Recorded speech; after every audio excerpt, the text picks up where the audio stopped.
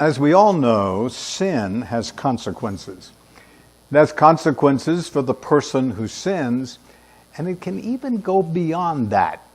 One of the things we probably don't think about very often or talk about much is the fact that sin can actually affect other people, sometimes without us being aware of it, especially before we commit the sin.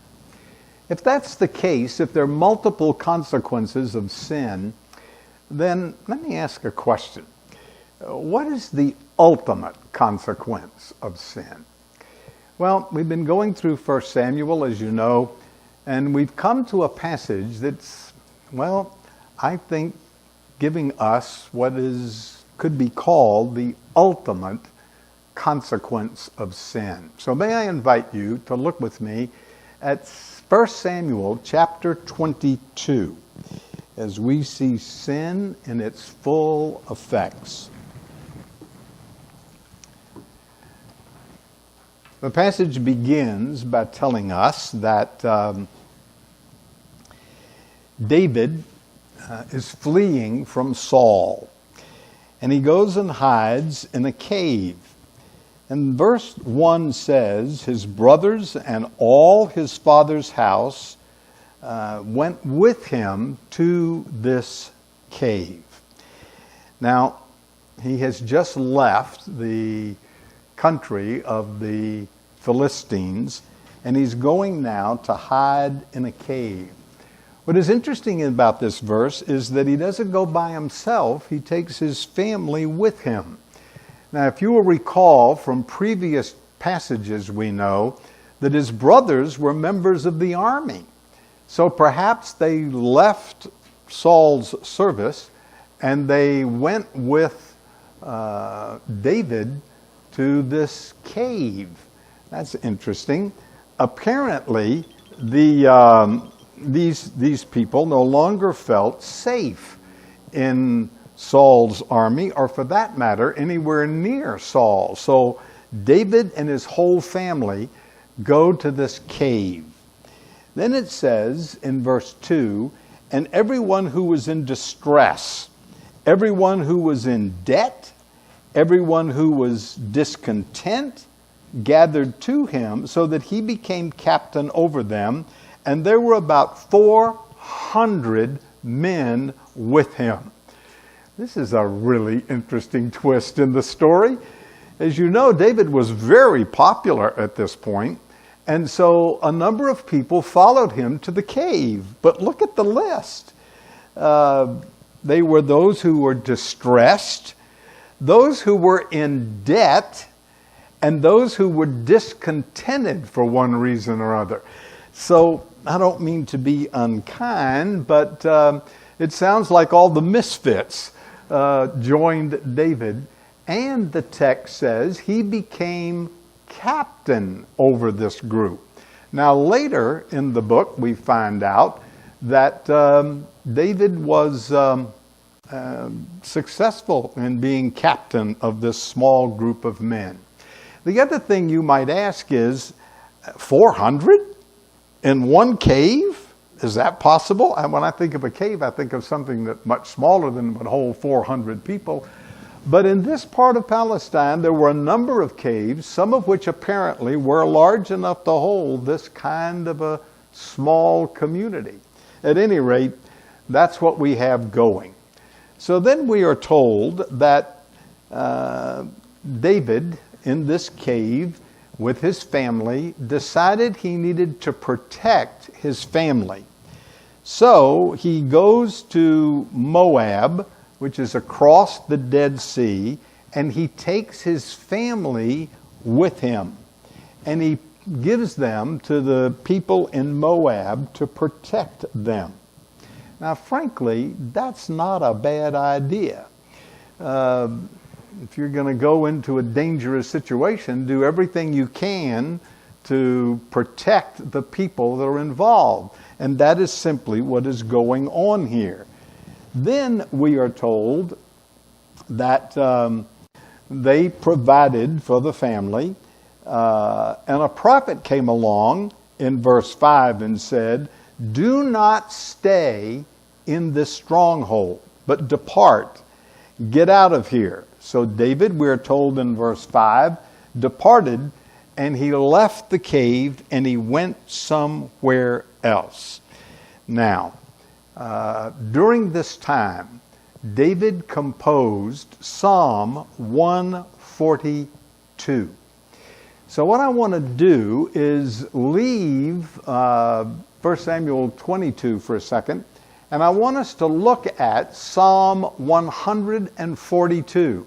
We can get some insights into what's going on by listening to what David wrote as a song during this time. Now, just that is interesting.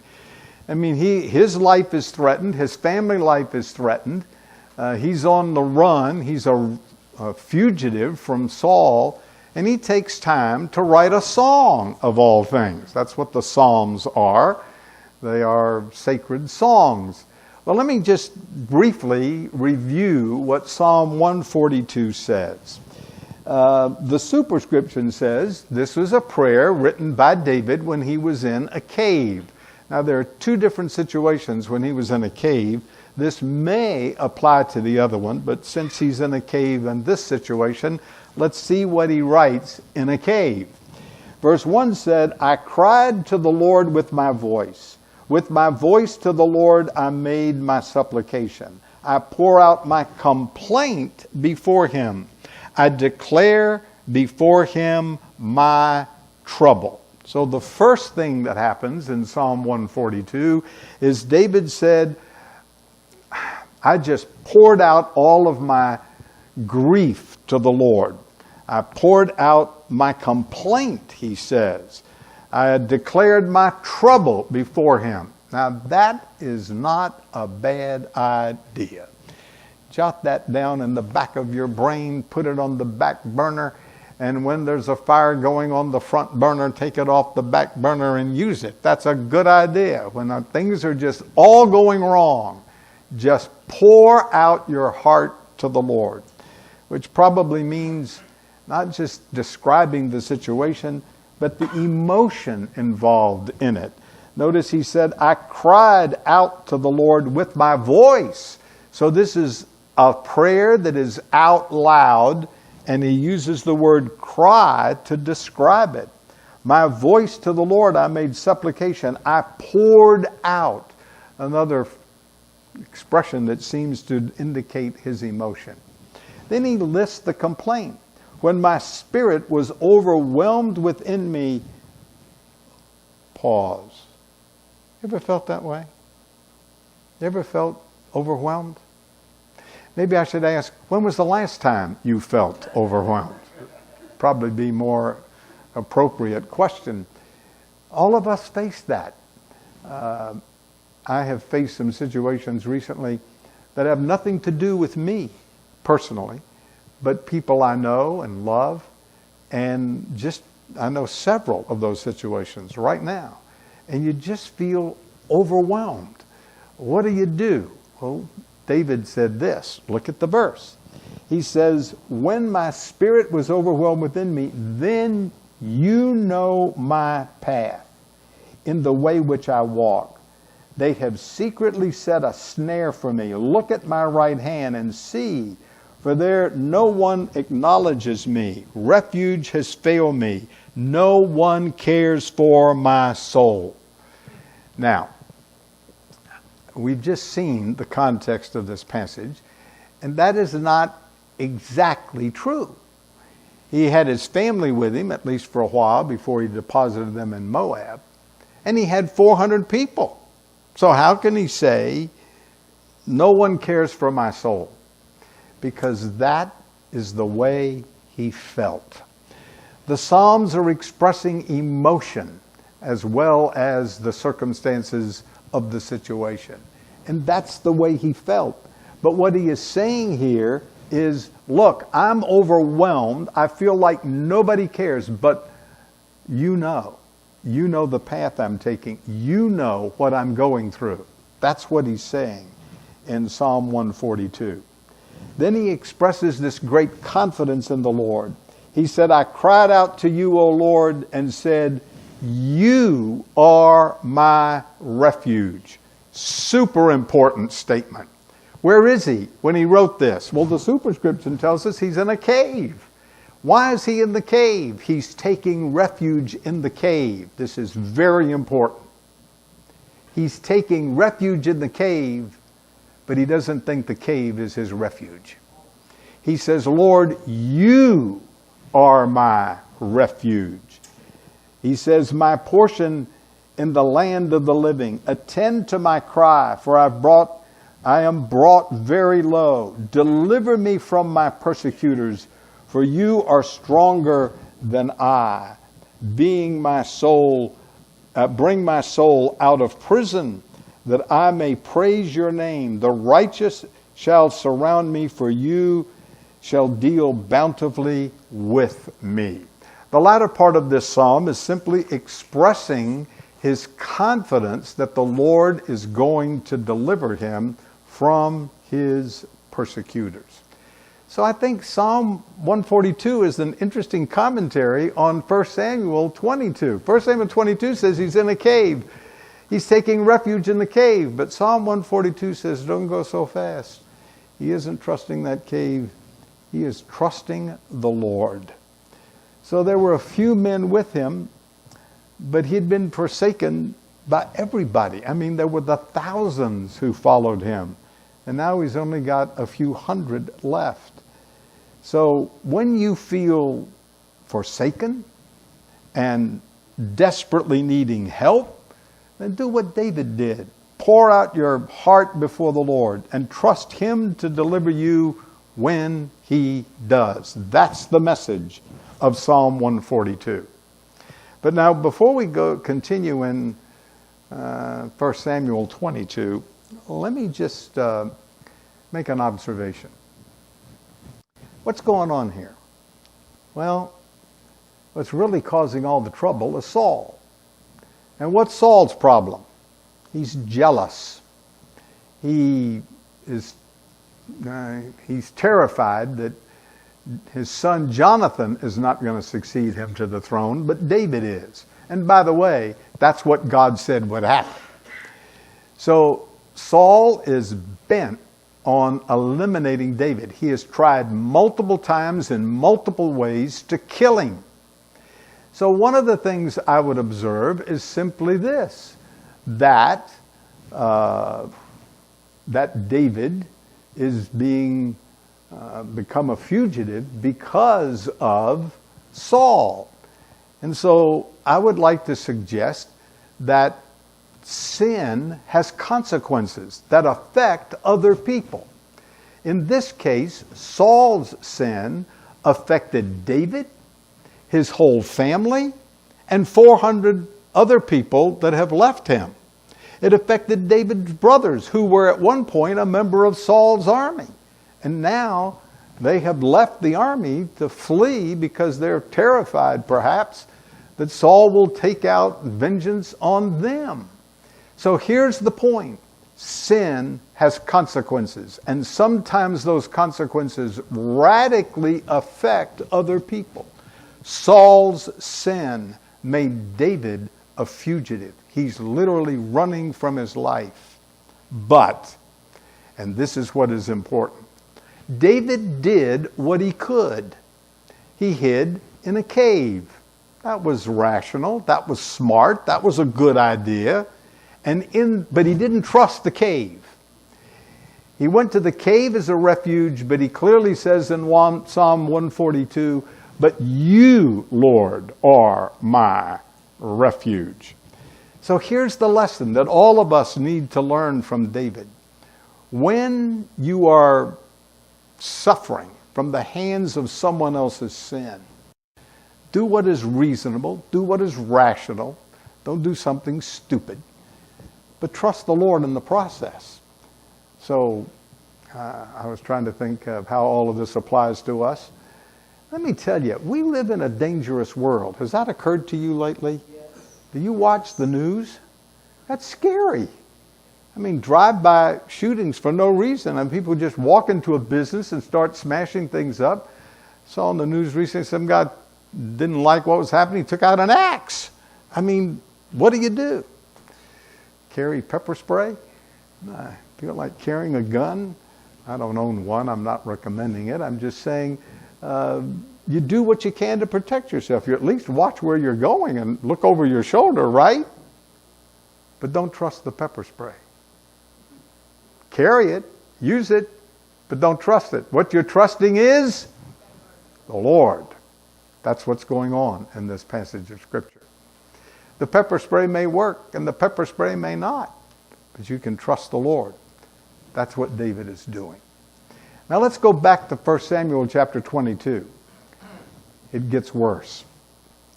What we're told next is that Saul heard that David had fled. And so he said to his servants, "Hear now, you Benjaminites, will the son of Jesse give every one of you fields and vineyards and make you captains of thousands and captains of hundreds?" Saul heard that David had fled, and so he says to his servants, "Now let me ask you, you're going to go after David, or are you going to stick with me? David going to do for you what I'll do for you?" That's his argument. So he's wanting them to stick with him. He asked them if David would reward them generously as he had done. David, after all, was not from their tribe. Notice he calls them Benjaminites. They were from the tribe of Benjamin. David was from the tribe of Judah. And he's saying, "Look," Saul is speaking, "I'm from your tribe. I'm going to take care of you. David's not from your tribe. He's not one of us." That's sort of the argument that's going on here.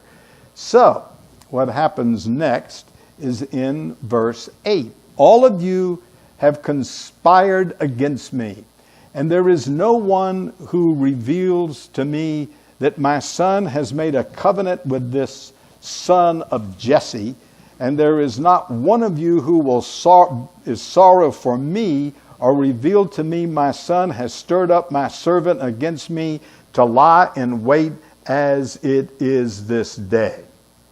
Whoa! You see what's going on here? This is incredible. Saul is accusing David of not being a fugitive, but being a revolutionary. Saul is showing signs of paranoia. If you remember what's gone on in the past, one of the times when he was going to try to kill David, Jonathan went and reasoned with him, and Saul backed off. He was reasonable. He's lost all reason now. He's become irrational. He's become paranoid. He's saying, "David's lying in wait to kill him, and all of you are in a conspiracy against me." This is getting really serious.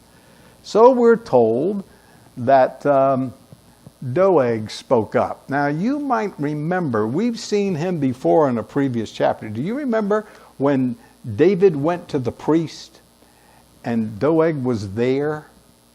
And I pointed out in passing that it just didn't fit the context. It just says he was there and goes on and tells the story in that point. And I said, but remember that because this is going to become significant later. Well, now is the later. So he speaks up and he says, "Oh yeah, I know what happened. David went to Elimelech, the priest. And then he says, let me tell you what that priest did. He said, in the first place, he inquired of the Lord for David. Then he gave David provisions. You recall he took the showbread that was taken off the showbread table every 7 days, and he gave it to David for him to eat and for some of his men to eat. And then he said, and oh yeah, he gave David the sword of Goliath. And so yeah, he took care of him, that priest, that fella. So Doeg is tattletaling, squealing. Now, what I think is interesting is that's all we have here in the text of 2 Samuel 22.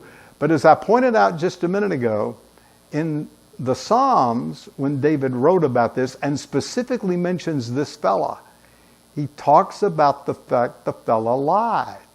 So there's apparently a whole bunch of other things this fella said that are not recorded in 1 Samuel 22, but he really painted this priest in a bad light, and according to the psalm we looked at, David as well.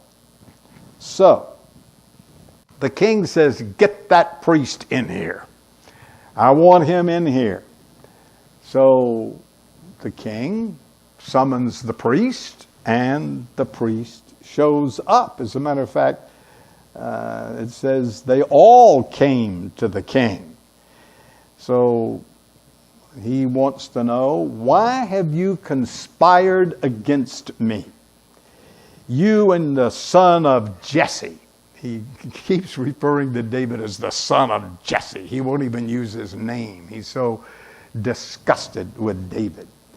In that you have given him bread and a sword, and have inquired of the Lord, of God for him, that he should rise against me to lie in wait as it is this day. Well, that isn't what happened at all. But that's what Saul thinks. He thinks David is out for him. He is really at this point accusing David of treason. And nothing could be further from the truth. David was a fugitive. He's fleeing from Saul. And Saul doesn't buy it. Saul is out to get him. Now, the priest is standing before the king. The king is accusing him of aiding and abetting his enemy David. So what does the king do? The priest. What does the priest do? Well, he gives a defense. He gives a two-pronged approach defense. And on one level, he defends David. And the second thing he does is he defends himself. So look at what happens in verse 14. The priest answered and said to the king, and who among all your servants is as faithful as David? Who is the king's son-in-law, who goes at your bidding, who is honorable in your house? Now what's happening here is that the priest is giving a number of arguments to defend David. He says, look, David is one of your most faithful servants. Remember how faithfully he has served you. That's the argument. He then goes on to say, and oh, by the way, he's your son-in-law. He married your daughter. He's not going to try to kill you. You're his father-in-law. Think about that. And then there's more. He says he does your bidding and is honorable in your house. David hasn't done anything to indicate that he's your enemy. Matter of fact, he's very honorable and he does your bidding. By the way, the Hebrew word translated bidding could be bodyguard. He's protected you. You made him captain of the army. He's fought battles for you. So the idea here is simply that David had free access to all the other soldiers, and if he wanted to, he could have done it, but he didn't. So the priest is defending David. Then he defends himself. Look at verse 15. Did I then begin to inquire of God for him? Far be it from me. Let not the king impugn anything to his servant or to any of the house of my father, for your servant knew nothing at all of this, little or much. So he's saying in essence, whoa, you've accused me of all these things. I didn't know any of this. I didn't know a little bit. I didn't know a much. I did not know anything. Now let me ask you a question. If you were the king, would all this make sense to you? I mean, everything we know so far going through 1 Samuel. Would it be proper to say David's been a loyal servant? David has protected you, served you faithfully, married your daughter? is honorable in your house? Is all that's good stuff? And how about the priest? I mean, so the priest gave David some bread. Does that mean he was conspiring against you? And by the way, if you remember that passage which we looked at, you remember what David told the priest? David told the priest that, I'm on a special mission from the king, which wasn't true. But the priest didn't know anything. He's telling the truth here. He knew nothing. So if you're the king, you're the judge, would you buy this? I mean, everything you know about David, everything you know about the priest, would you accept this? I think I put you to sleep. Shall we vote? Would you buy it? You're supposed to say yes. You're supposed to shake your head yes, let me know you're awake. Okay. Well, let me tell you what Saul said. This is shocking. Look at verse 16. And the king said, you shall die, you and all your father's house. Whoa. What has he done that's worthy of capital punishment? Answer, nothing. But he did not respond to a reasonable persuasion. Now remember, when Jonathan talked to him when all this began, he did. Now he has really lost it. He doesn't accept a reasonable explanation for what's going on. So, Saul says, you are going to die. Now that is clearly too severe a punishment for the crime he says he committed. And there's no proof he committed the crime. But there's something even more serious and sinister. The Mosaic law in Deuteronomy 24 says that the children of the family should not die for the sins of their parents. So what he has said in this passage is, you are going to die, and your family, your father's family, all of the family is going to die. That is way beyond anything that the Mosaic law would allow. So just very bluntly, Saul has lost it. That's what's going on. He's flat out lost it. Now, look at verse 18. Hold on. Let's look at verse 17 first. Then the king said to the guards who stood before him, turn and kill the priest of the Lord, because, notice it's plural, because their hand also is with David, and because they knew when he fled and did not tell me. Now, is that true? No, none of that's true. The man has lost any ability to reason. By the way, that's one of the things sin will do for you. You get deep into sin and you can't even think rationally anymore about anything. Romans 1 describes that in detail.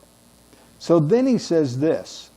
So he says to the servants, I want you to kill this priest and his family. And the servants of the king would not lift their hand to strike the priest of the Lord. Now this really gets interesting. So he says to the servants, all right, kill him right now, right here, kill him. And the servants say, no, that's a priest. We're not going to kill the priest. There's no reason for us to kill the priest. We're not going to do that. Boy, can you just imagine how Saul would react to that? He's got to find somebody that'll do his dirty work, which is exactly what happens. That's verse 18. And the king said to Doeg, you turn and kill the priest. So he did it. He turned and struck the priest and killed on that day 85 men who wore the garments of the priest. Incredible. He killed 85 people for no good reason. Matter of fact, 84 of them were innocent for sure.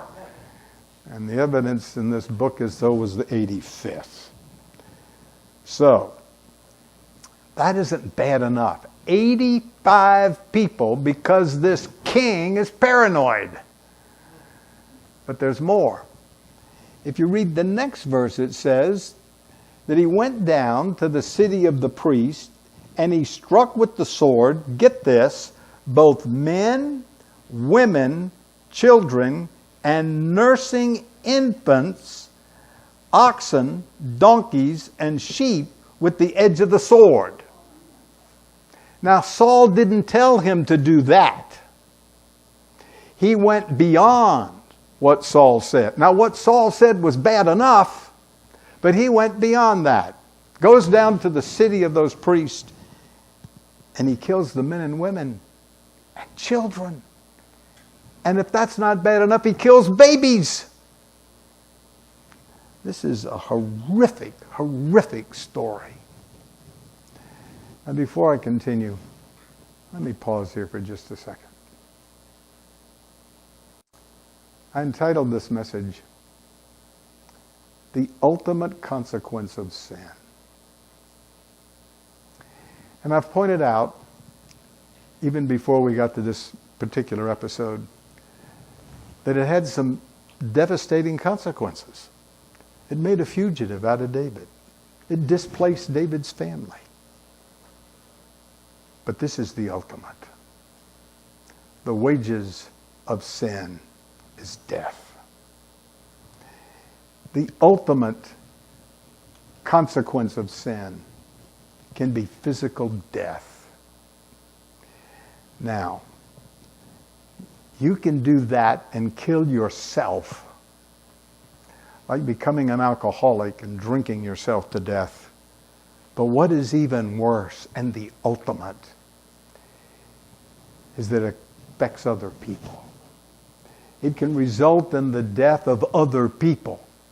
You can get drunk and drive and have an accident and kill somebody else.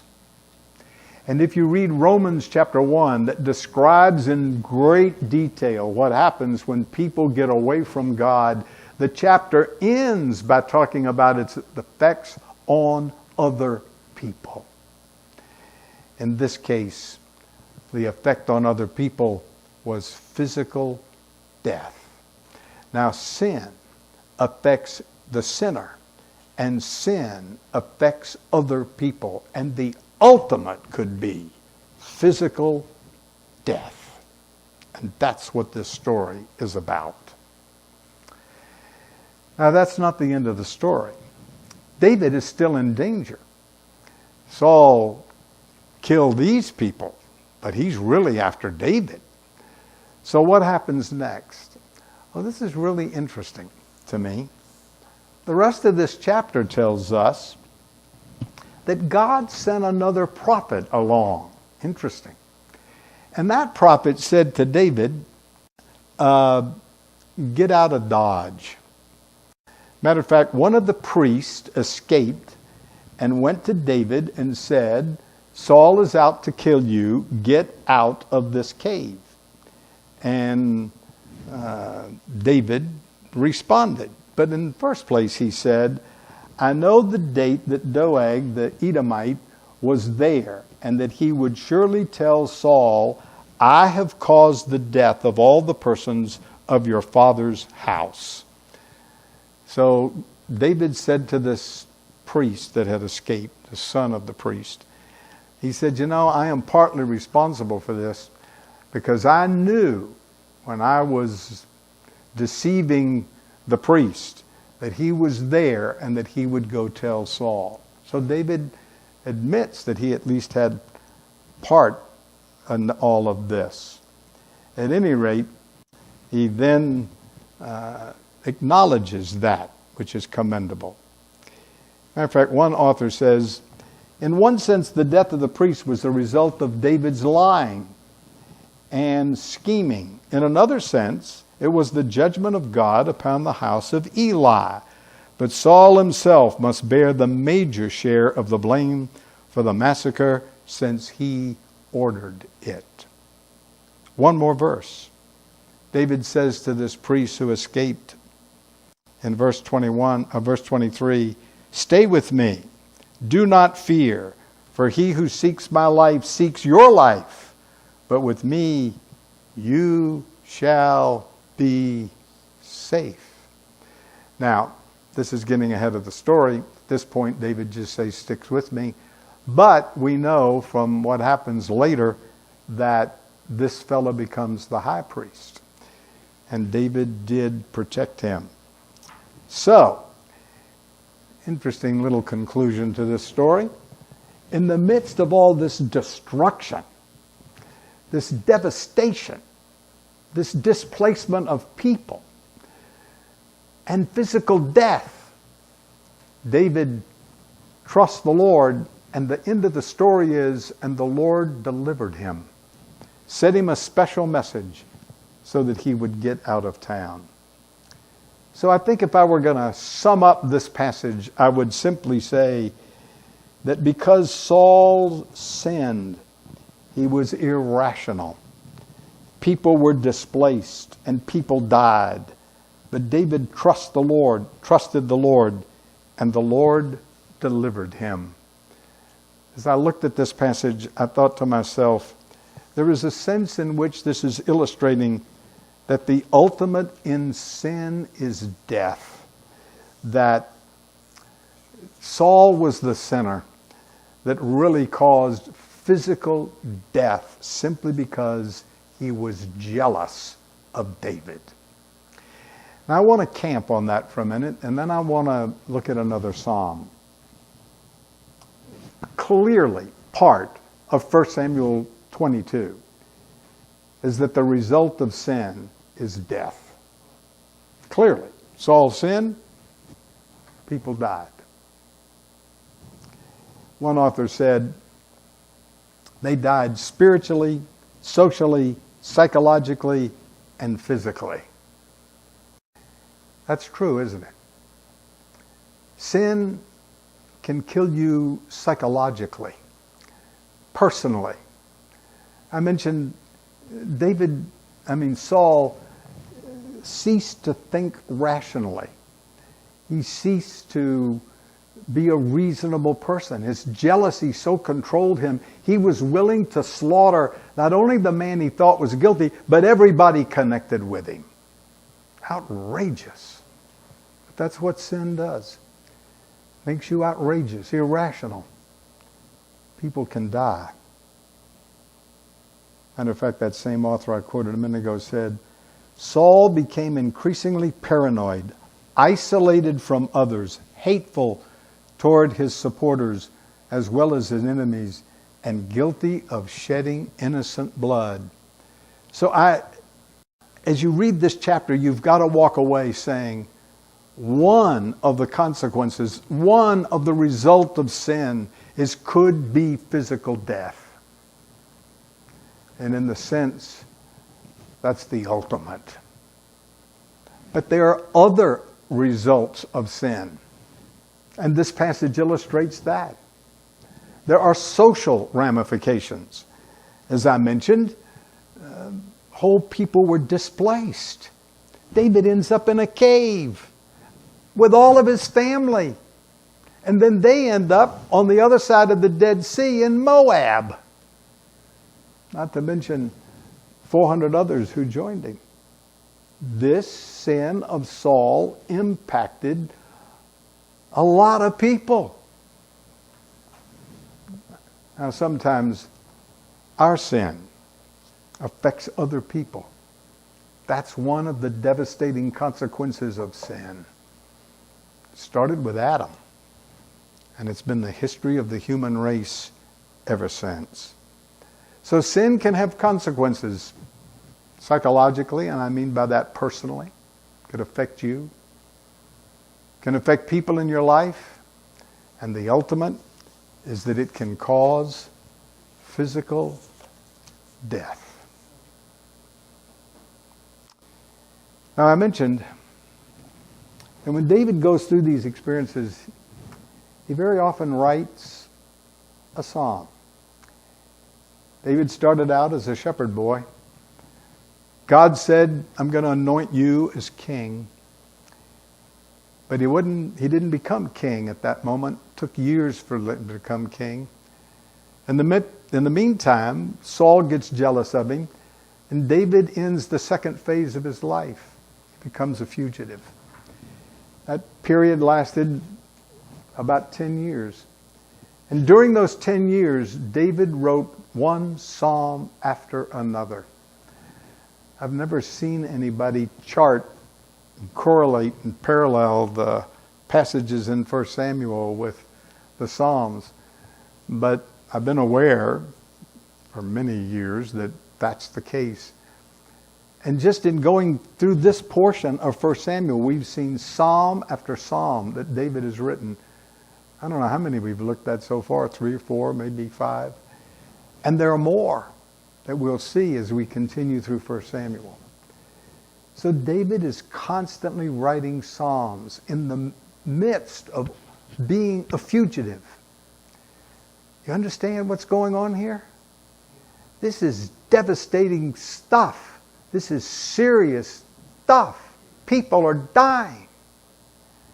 And David is writing songs. But those songs tell us how we respond in the midst of devastating situations. So I want to conclude by talking about another of those psalms. David wrote Psalm 52 during this time. And there is absolutely no doubt about that if that superscription is accurate. Because the superscription of Psalm 52 says that this was written when Doeg the Edomite went and told Saul and said to him, David is gone to the house of Elimelech.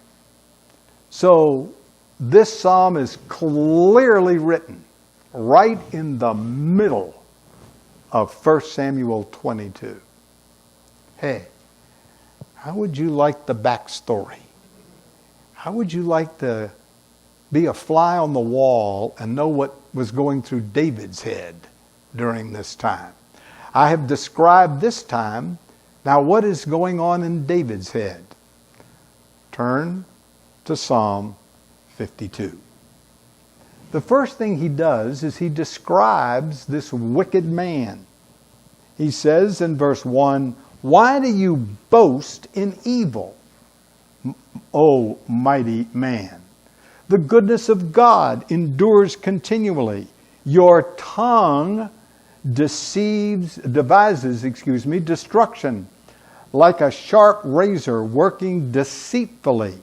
You love evil more than good, lying rather than speaking righteousness. Selah.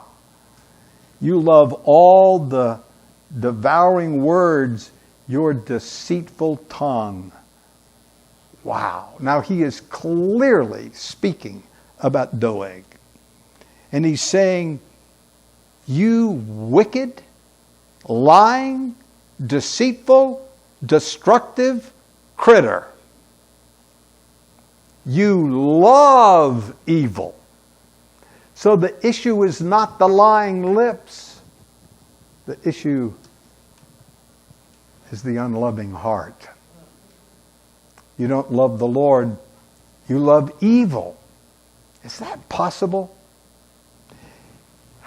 I think we sort of assume everybody's really nice. They make mistakes, but they're nice.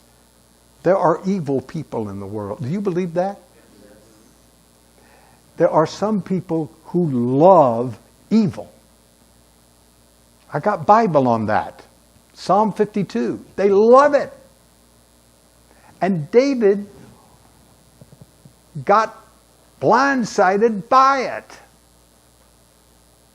So David just describes the wickedness of the wicked. So the tongue can deceive destruction. It can lead to destruction and actually destroy. A razor-sharp tongue can cut to the bone. Wicked words can wreck a reputation. Slander can destroy a relationship. The problem, however, is not just the speech, it's the heart. He loves evil more than good, and thus would rather speak lies than righteousness. He would rather lie than tell the truth. To destroy is bad enough, but to love it is worse.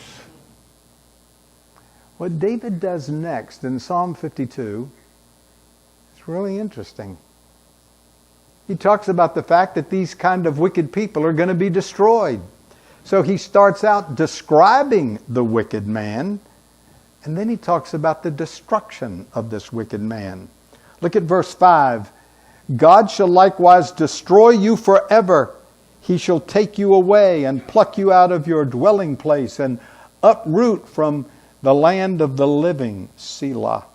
The righteousness shall also see and fear and shall laugh at him, saying, here is the man who did not make God his strength, but trusted in the substance of his riches and strengthened himself in his wickedness. Wow. The righteous shall see what happens to a person who does not trust the Lord, but who trusts in his own ill-gotten gain for strength. So David says, can I summarize these verses? The wages of sin is death. That ultimately it's your own destruction. And David saw that. So he describes it. But that's not the end of the passage. Look at verse 8. It's his declaration.